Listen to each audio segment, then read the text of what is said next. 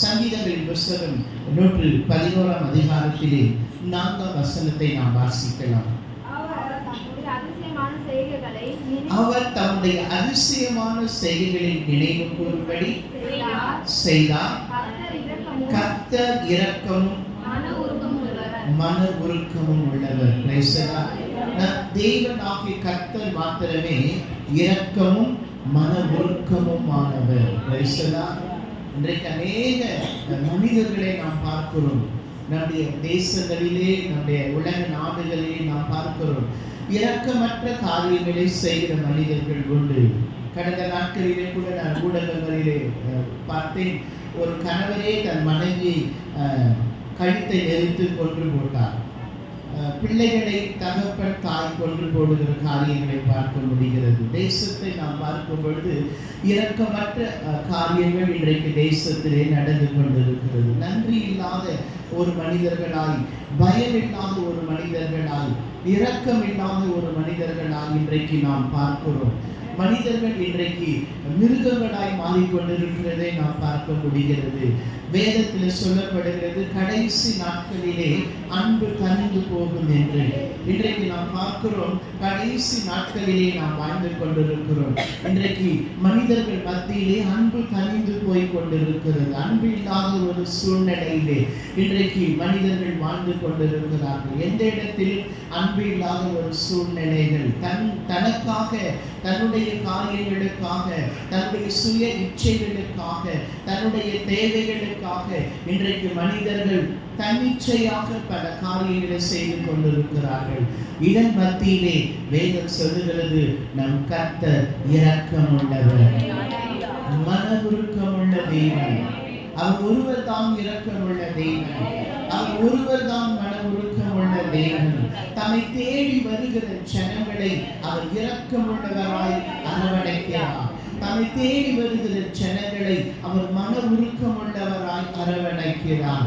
இன்றைக்கு அவரை தேடி வருகிற ஜனங்களை அவர்கள் எந்த போராட்டங்களில் இருந்தாலும், எந்த பிரச்சனைகளில் இருந்தாலும், என்ன பாவத்திலே வாழ்ந்து கொண்டிருந்தாலும், என்ன வியாதியிலே வாழ்ந்து கொண்டிருந்தாலும், என்ன பலவீனங்களோடு அவர்கள் வாழ்ந்து கொண்டிருந்தாலும், அவரை தேடி வரும் பொழுது, அவர் வார்த்தையை தேடி வரும் பொழுது, அவரை நம்பி வரும் பொழுது அவர் இரக்கமுள்ளவர் என்பதை நிரூபிக்கிறார். அவர் மன உருக்கமுள்ளவர் என்பதை நிரூபிக்கிறார். என்ன பாவத்தோடு வருகிற மனிதர்களையும் அவர்கள் பாவத்தை மன்னித்து அவர்களை அவர் ஏற்றுக்கொள்ளுகிறார். போராட்டங்களோடு, பிரச்சனைகளோடு வருகிற மனிதர்களை அவர் இரக்கமுள்ள தேவனாக இருக்கிறபடியினால் அவர்கள் போராட்டங்களில் இருந்து, பிரச்சனையிலிருந்து அவர்களை விடுவிக்கிறவராக இருக்கிறார். வியாதியோடு, பலவீனத்தோடு வருகிற ஜனங்களை அவர் இரக்கமுள்ள தேவனாக இருக்கிறபடியினால் அவருடைய தன்னிலுள்ள கரம், சிலுவையை ஆணி படிந்த அவருடைய தன்னிலுள்ள கரத்தினாலே, அவருடைய வார்த்தையினாலே அவர்கள் வியாதி பலவீனத்திலிருந்து அவர்களை சுகமாக்கி அவர்களை அரவணைத்து ஏற்றுக்கொள்ளுகிறார். ஏனென்றால் கர்த்தர் இரக்கமுள்ளவர், மன உருக்கமுள்ள தேவன். இன்றைக்கு கர்த்தருடைய வார்த்தையை கேட்டுக் கொண்டிருக்கிற அன்பு தேவ ஜனங்களே, நீங்கள் என்ன போராட்டங்கள் மத்தியிலே, பிரச்சனைகள் மத்தியிலே, பாடுகள் மத்தியிலே, வியாதியின் மத்தியிலே இருந்தாலும் ஒன்றை மாத்திரம் நான் சொல்ல உங்களுக்கு கடமைப்பட்டிருக்கிறேன். கர்த்தர் இரக்கமுள்ளவர், கர்த்தர் மன உருக்கமுள்ளவர். தம்மை தேடி வருகிறவர்கள் மீது அவர் அன்பு கூறுகிற தேவனாக, அரவணைக்கிற தேவனாக இருக்கிறார். எந்த சூழ்நிலையில இன்றைக்கு நீங்கள் இருந்தாலும், என்ன பாவத்தின் பிடியிலே இருந்தாலும், கர்த்தரை நோக்கி கூப்பிடுவீர்கள் என்றால், அவரை தேடி வருவீர்கள் என்றால், அவருடைய வார்த்தையை விசுவாசிப்பீர்கள் என்றால், நிச்சயமாய் கர்த்தர் உங்கள் மீது அன்புள்ளவராக, இரக்கமுள்ளவராக, கர்த்தர் கிருபை உள்ளவராக இருந்து உங்களை அரவணைத்து உங்களை அவர் வழி நடத்துகிற தேவனாக இருக்கிறார். வேதம் சொல்லுகிறது, தம்மிடத்திலே வருகிற ஒருவனையும் அவர் புறம்பே தள்ளுவதில்லை. அவர்கள் எப்படிப்பட்ட சூழ்நிலையில் வந்தாலும் அவர்களை அவர் புறம்பே தள்ளாத தேவன், ஒதுக்காத தேவனாக, அவர் இரக்கமுள்ள தேவனாக, மன உருக்கமுள்ள தேவனாக இருந்து அவர்களை அரவணைக்கிற தேவனாக இருக்கிறார். இயேசு கிறிஸ்து வாழ்ந்த காலத்திலே இயேசு ஒரு இடத்திற்கு கடந்து போகும் பொழுது, ஒரு ஊரை விட்டு இன்னொரு ஊருக்கு கடந்து போகும் பொழுது 10 குஷ்டரோகிகள் இயேசுவை தேடி வந்தார்கள். இயேசு, ஐயரே எங்களுக்கு இறங்கும் என்று தூரத்திலே நின்று இயேசுவை கூப்பிட்டார்கள். இயேசு ஒரே ஒரு வார்த்தை சொன்னார், நீங்கள் போய் ஆசாரியனுக்கு உங்களை காண்பீர்கள் என்று சொன்னார். போகிற வழியிலே 10 குஷ்டரோகிகளும் சுகமானார்கள். அவர் இரக்கமுள்ளவர்.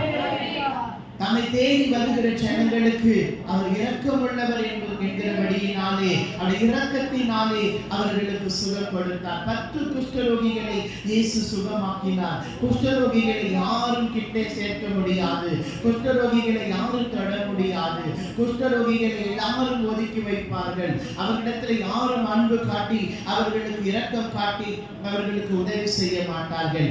ஆனால் வேதம் சொல்லுகிறது, 10 குஷ்டரோகிகளையும் ஆண்டவராகிய இயேசு கிறிஸ்து ஒரே வார்த்தையினாலே சுகமாக்கினார். இன்றைக்கு கர்த்தருடைய வார்த்தையை கேட்டுக்கொண்டிருக்கிற அன்பு தேவ ஜனங்களே, தேவ பிள்ளைகளே, நீங்கள் எந்த போராட்டத்தில் இருந்தாலும், பிரச்சனையில் இருந்தாலும், பாடுகள் மத்தியிலே இருந்தாலும், வியாதியிலே பலவீனத்திலே இருந்தாலும், நீங்கள் மனிதர்களை தேடி போகும் பொழுது அவர்கள் உங்களுக்கு இரக்கம் காட்ட மாட்டார்கள்.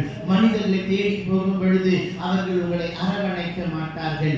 ஆனால் அதற்கு மாறாக நீங்கள் கர்த்தருடைய வார்த்தையை தேடி வருவீர்கள் என்றால், அவருடைய ஆலயத்தை தேடி வருவீர்கள் என்றால், அவர் வார்த்தையை நீங்கள் விசுவாசிப்பீர்கள் என்றால், அவர் இரக்கம் உள்ளவர் என்பதை உங்கள் வாழ்க்கையிலே நிரூபிப்பார். அவர் மன உருக்கம் உள்ளவர் என்பதை உங்களுக்கு அவர் நிரூபித்து காட்டி உங்களுக்கு அவர் அற்புதம் செய்வார்.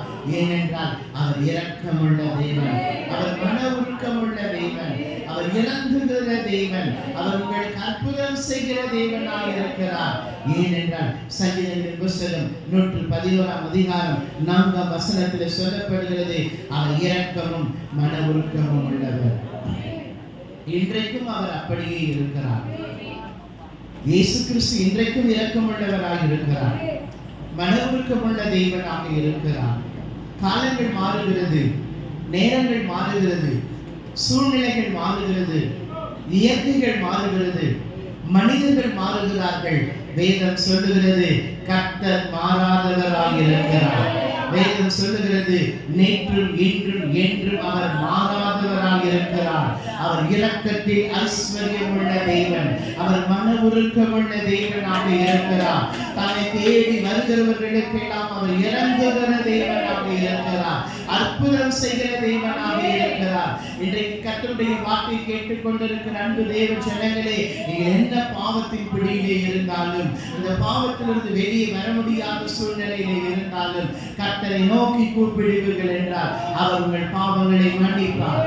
என்ன போராட்டங்கள் பிரச்சனையில் இருந்தாலும் அவரை நோக்கி கூப்பிடுவீர்கள் என்றால் போராட்டம் பிரச்சனையிலிருந்து உங்களுக்கு விடுதலை அவர் தருவார்.